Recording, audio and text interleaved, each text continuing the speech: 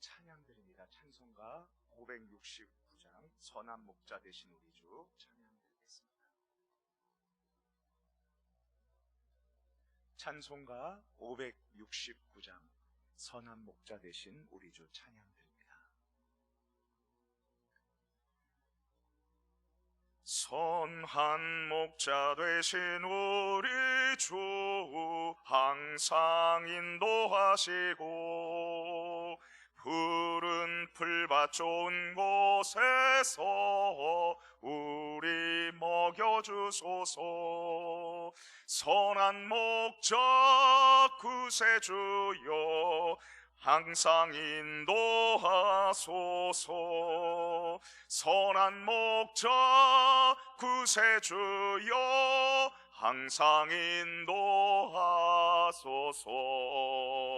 양의 문이 되신 예수여 우리 영접하시고 길을 잃은 양의 무리를 항상 인도하소서. 선한 목자 구세주여 기도 들어주소서. 선한 목자 구세주여 기도 들어주소서. 흠이 많고 약한 우리를 용납하여 주시고 주의 넓고 크신 은혜로 자유 얻게 하셨네. 선한 목자 구세주여 지금 나아갑니다. 선한 목자 구세주여 지금 나아갑니다. 일찍 주의 뜻을 따라서 살아가게 하시고 주의 크신 사랑 베푸사 따라가게 하소서. 선한 목자 구세주여 항상 인도하소서. 선한 목자 구세주여 항상 인도하소서.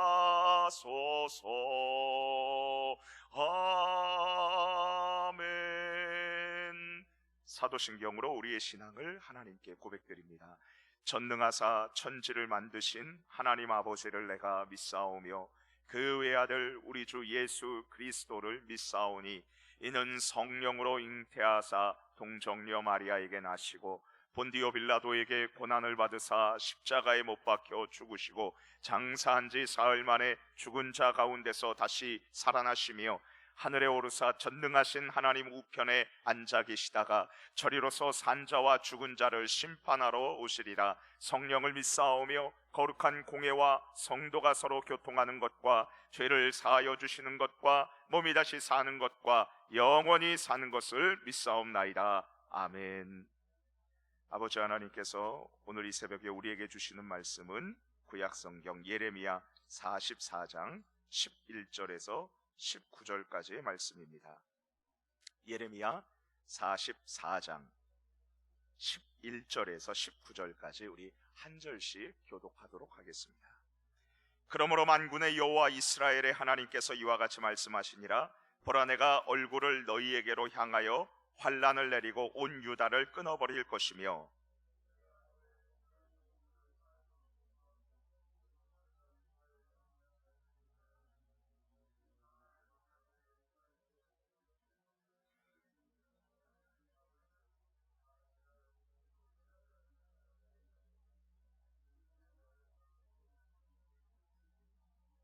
내가 예루살렘을 벌한 것 같이 애굽 땅에 사는 자들을 칼과 기근과 전염병으로 벌하리니 애굽 땅에 들어가서 거기에 머물러 살려는 유다의 남은 자 중에 피하거나 살아남아 소원대로 돌아와서 살고자 하여 유다 땅에 돌아올 자가 없을 것이라. 도망치는 자들 외에는 돌아올 자가 없으리라 하셨느니라.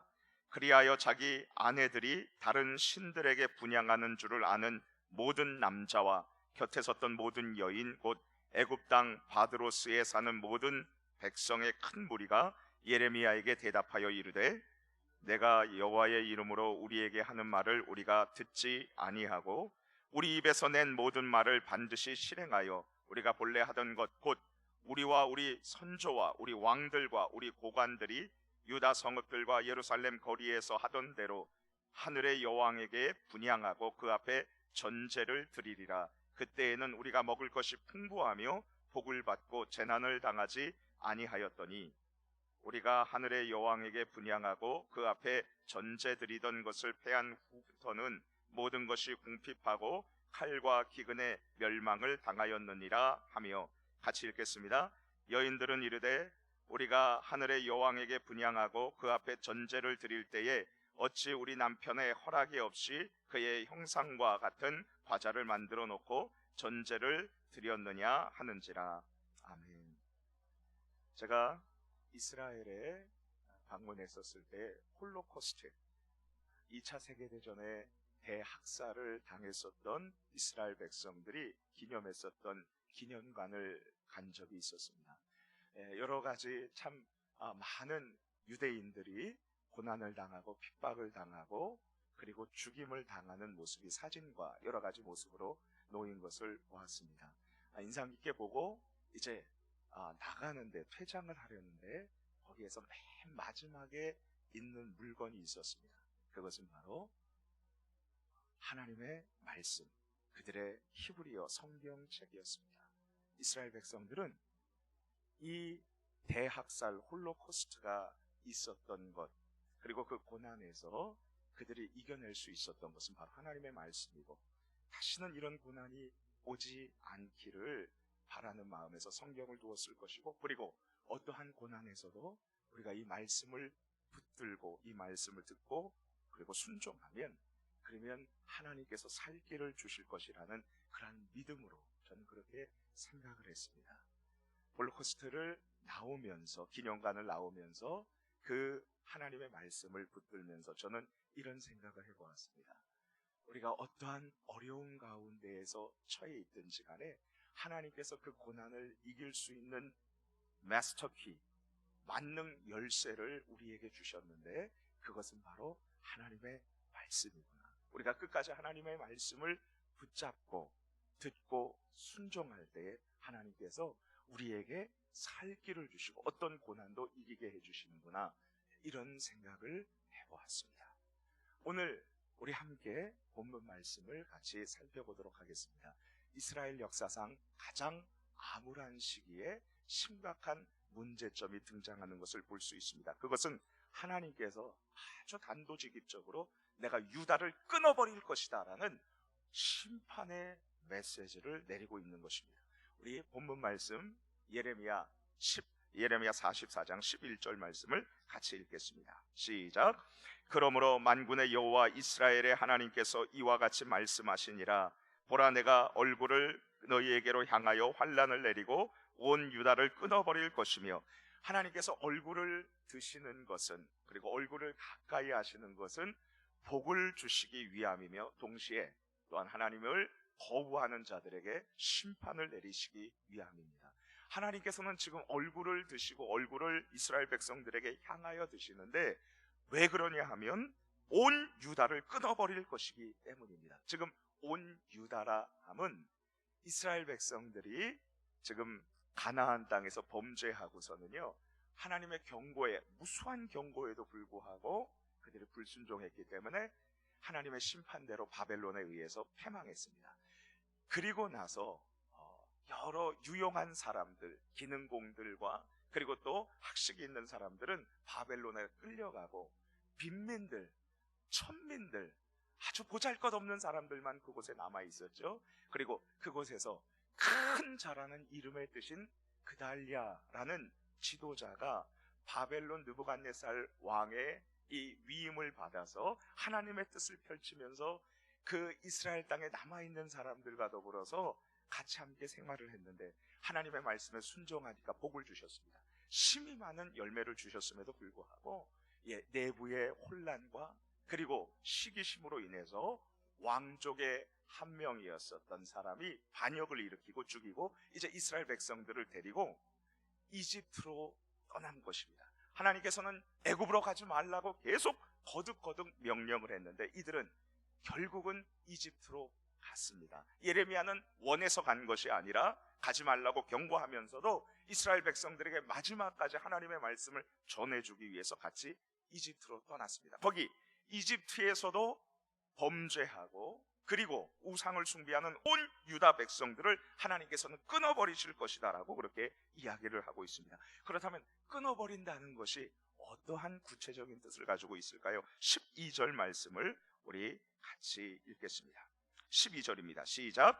내가 또 애굽 땅에 머물러 살기로 고집하고 그리로 들어간 유다의 남은 자들을 처단하리니 그들이 다 멸망하여 애굽 땅에 엎드려질 것이라. 그들이 칼과 기근에 망하되 낮은 자로부터 높은 자까지 칼과 기근에 죽어서 저주와 놀램과 조롱과 수치의 대상이 되리라.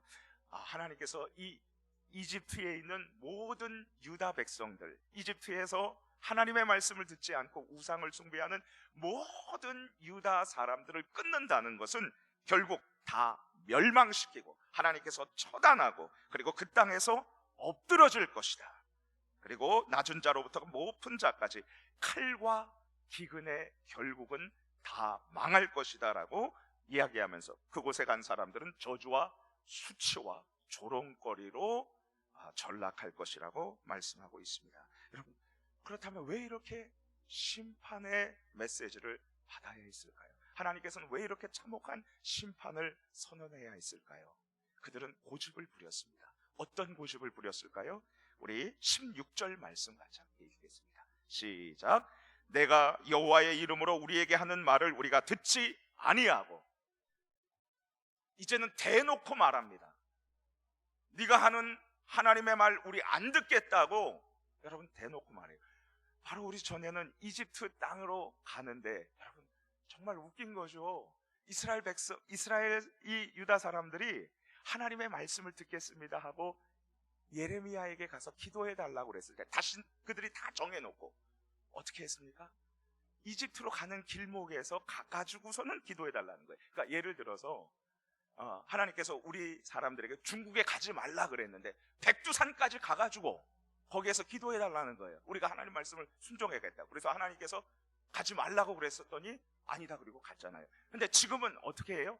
대놓고 하나님 앞에 거부합니다. 우리 하나님 말 네가 전하는 말 안 듣겠다. 그리고선 어떻게 얘기합니까? 하늘의 여왕 신상들에게 우리는 절하겠다 그런 거예요. 그들을 섬겼을 때 우리는 배불렀다는 것이죠. 그러면서 충격적인 말을 합니다. 여인들이 이제 하늘의 1월 성신을 숭배하는데 이런 말을 하고 있습니다. 19절 말씀 한번 같이 읽어볼까요? 시작. 여인들은 이르되 우리가 하늘의 여왕에게 분향하고 그 앞에 전제를 드릴 때에 어찌 우리 남편의 허락이 없이 그의 형상과 같은 과자를 만들어 놓고 전제를 드렸느냐 하는지라. 제사 떡을 만들어 놓고 하늘의 여왕에게 우상에게 절을 하면서 제주를 붓고 전제를 드리는데 어떻게 남편의 동의 없이 이런 일을 했겠느냐. 남편과 아내들이 다 이렇게 우상 숭배를 저질렀어요. 그리고 우리는 대놓고 이제 이거 하겠다는 거예요. 그리고 하나님의 말씀 듣지 않겠다는 것입니다. 여러분 완전히 하나님 앞에 등을 돌리고 반역한 자에게 하나님께서 내리시는 것은 철저한 심판이었습니다. 잠시 우리들의 모습을 생각해 보도록 하겠습니다. 주님 안에서 사랑하는 성도 여러분, 지금 우리는 하나님의 말씀을 듣지 않는 상황에서 넘어가서 대놓고 거부해요. 하나님의 말씀이 틀렸고 우리 생각이 옳다는 것입니다. 동성애가 왜 그렇게 우리에게 문제가 되고 우리가 하나님 앞에서 이것을 깊이 생각하고 또 교회에서 반대하는 이유는 하나님께서 금하셨기 때문입니다. 하나님께서 금하신 것을 하려고 하는 것을 우리 교회는 잘못됐다고, 이것은 죄악이라고 말하는 것이죠. 동성애자들을 우리가 반기고 그리고 그들과 같이 교제하고 하나님의 복음을 나눕니다. 그러나 그것은 죄라고 말해 주어야 합니다. 왜 낙태가 지금 낙태법이 계속 개정이 되고 그리고 전체 다 낙태 마음껏 시행하라고 그렇게 하는데 왜 그것을 우리가 반대합니까? 하나님, 생명은 우리의 손에 달린 것이 아니고 하나님께 달려 있음을 우리가 고백하는 것입니다. 이 영역, 생명 영역은 우리의 손이 아니라 하나님께 맡기는 것입니다. 여러분, 안락사로 인해서 얼마나 지금 많은 사람들이 자기 스스로 목숨을 끊었는지 몰라요. 스위스에서 합법적으로 안락사를 허락했기 때문에 17살 소년이 안락사해서 죽었어요. 여러분, 그리고 우리나라 지금 대한민국 사람이 돈을, 적지 않은 돈을 주고 지금 스위스에서 안락사를 신청을 하고 직접 죽은 사람들이 있습니다. 여러분, 왜 우리가 이것을 반대해야 합니까? 하나님의 말씀에 금했기 때문이죠. 지금 계속 하나님의 말씀에 반대하고 하나님의 말씀을 듣지 않는 이 세대의 사람들이 늘어가고 있고 지금 이 세상에 그렇게 부추기고 있는데 우리는 두려움을 금할 길이 없습니다. 우리 자녀들이 하나님의 말씀을 잘 듣지 않습니다. 여러분, 스마트폰이나 여러 가지 잔인하고 음란한 그러한 영상과 이야기들 속에서 도저히 하나님의 말씀이 들어가지 않는 거예요. 하나님의 말씀을 듣지 않는 거예요. 재미없다는 것입니다. 또한 우리 그리스도인들도 하나님의 말씀을 들을 때에 책망의 말씀도 듣고 위로의 말씀도 듣고 경고의 말씀도 들어야 되는데 주님의 말씀을 골라서 듣고 내 소견대로 판단하고 요것은 지켜야지, 요것은 내 마음대로 해야지, 이런 자기 소견에 맞는 대로 따라한다는데 우리가 문제가 있습니다. 그렇다면 해결점이 무엇입니까? 하나님께서 분명히 말씀하십니다. 하나님의 말씀을 들으라. 여호와의 목소리를 청종하라, 순종하라. 하나님께서는 계속 명령하십니다. 하나님의 말씀을 듣고 뜻을 돌이키라는 것이죠. 고집을 버리고 하나님의 말씀을 듣고 그리고 순종할 때에 하나님께서 살 길을 주신다고 약속해 주셨습니다. 지금 우리가 이 말씀을 보면서 하나님께서 아주 강력한 심판을 내리지만 여러분, 왜 그렇습니까? 하나님께서 회복시켜 주시기 위함입니다. 여러분, 끝까지 하나님의 말씀을 붙잡을 때에 하나님께서 위로와 그리고 회복의 역사를 주실 줄 믿습니다. 예레미야는 끝까지 하나님의 말씀을 붙잡았어요. 그리고 그 말씀을 전했습니다. 이청득심, 들음으로써 마음을 얻는다. 하나님의 말씀을 들음으로 하나님의 마음을 얻는 것이고 그 말씀에 순종할 때 하나님께서 회복의 역사를 우리에게 주실 줄 믿습니다.